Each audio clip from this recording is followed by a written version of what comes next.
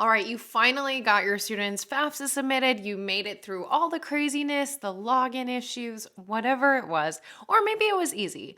But what now? There's really two paths. Maybe one, you got your student's financial aid letter and everything is good. Now you guys just need to figure out how to cover the cost of college. In that case, you need to check out that free scholarship training in the description. But the alternative is perhaps your family is selected for something called FAFSA verification. Now, this can sound really intimidating and make you feel nervous, but I'm here to just ease your nerves. I'm going to talk about what it is, how to do it so that you can get that application processed as soon as possible so that it doesn't potentially cost your family any financial aid. Now, make sure you hit subscribe because as you can see, there's so many topics around paying for college, and every week we release a new strategy to help your family work towards a debt-free degree. Hey there, my name is Jocelyn Pearson, founder of the Scholarship System and Debt-Free Degree Lab, our two programs to help families build strong financial futures rather than ones where they're paying on student debt for decades to come. Now, just a quick note, this is focused on U.S. citizens or permanent residents.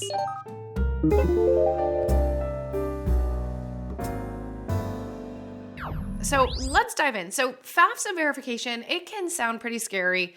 It's really not. And you might think this means, oh gosh, they think that I did something wrong, but that's actually not the case. In fact, nearly a third of families that submit FAFSA are chosen for verification. So it may just be luck of the draw. Now, the one good thing to know is that if you're selected this year, that doesn't necessarily mean that you'll be selected next year or vice versa. If you were in the clear this year, that doesn't necessarily mean that you will be next year. So it's not like once you get selected, you're going to have to do this every year, which is good news. Now, comment below, was your family selected for verification? Did you even know this was a thing? I'd love to see your comments below.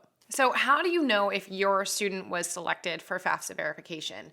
In reality, it's the school's job to complete the verification process. There is no way the government could go through and verify millions of students every year. So that means that it's the school's responsibility to require any kind of documentation and to check if the information reported to FAFSA is accurate. Typically, you'll receive a notification from the school either through their portal. If your student already has a login and has applied, they might get a notification that way, or they may even receive a traditional letter. Now, again, this can be a process. This can take a while. That doesn't mean we want to stop the paying for college process totally. In the meantime, you absolutely want your student to be applying for scholarships. So again, make sure you check out that free training. It's my 6 steps to securing scholarships for college. We will link to it in the description, or you can go to thescholarshipsystem.com/free training. So again, we don't want to just put that on pause. In the meantime, we want to make sure that we're working on it even while going through this. Okay, so that notification, that letter, whether it's through their portal or a physical letter, should state what you need to verify.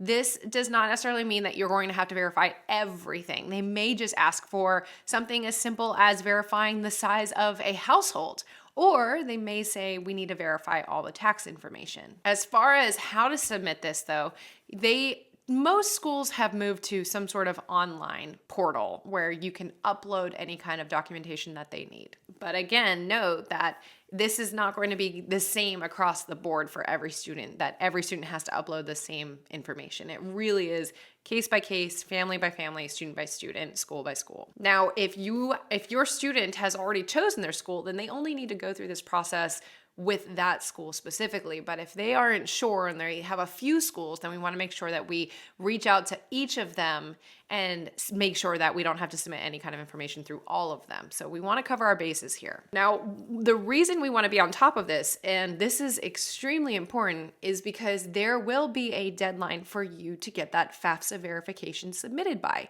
We do not want to miss this deadline. I have seen schools that took away $40,000 a year that could have been that family's financial aid package because the student didn't meet the FAFSA deadline that they required.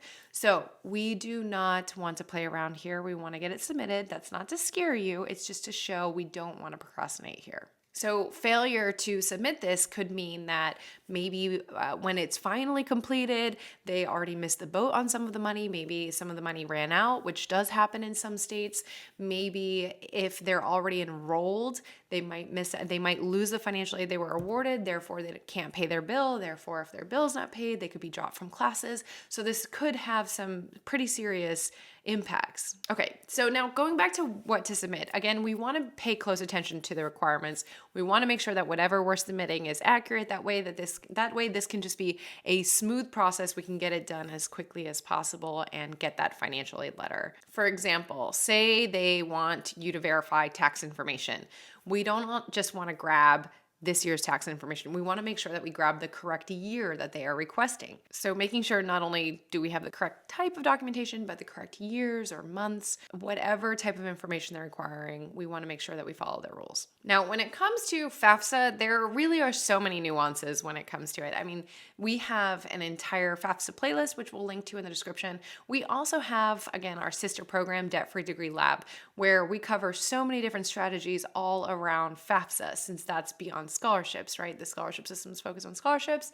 Debt Free Degree Lab focuses on everything beyond scholarships. So if you want to learn more about that, the door's only open twice a year, but you can get on the waitlist at thescholarshipsystem.com/waitlist, and that way you're the first to know when we are opening the doors. Now, next week, I'm going to be releasing another video that's kind of around this. It's around asset verification. So you'll want to keep your eye out for that video, which goes into more detail of another part of this process. But that said, for today, being selected for FAFSA verification, it can seem scary. It might stress you out, but it doesn't have to be. You don't need to let it stress you out.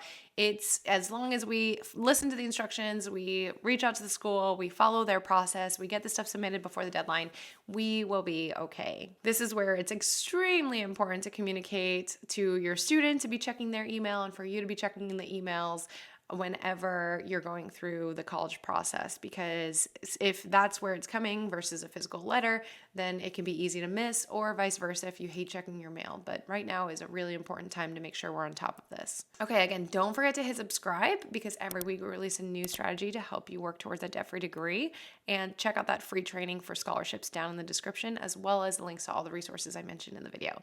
All right, I'll see you next week.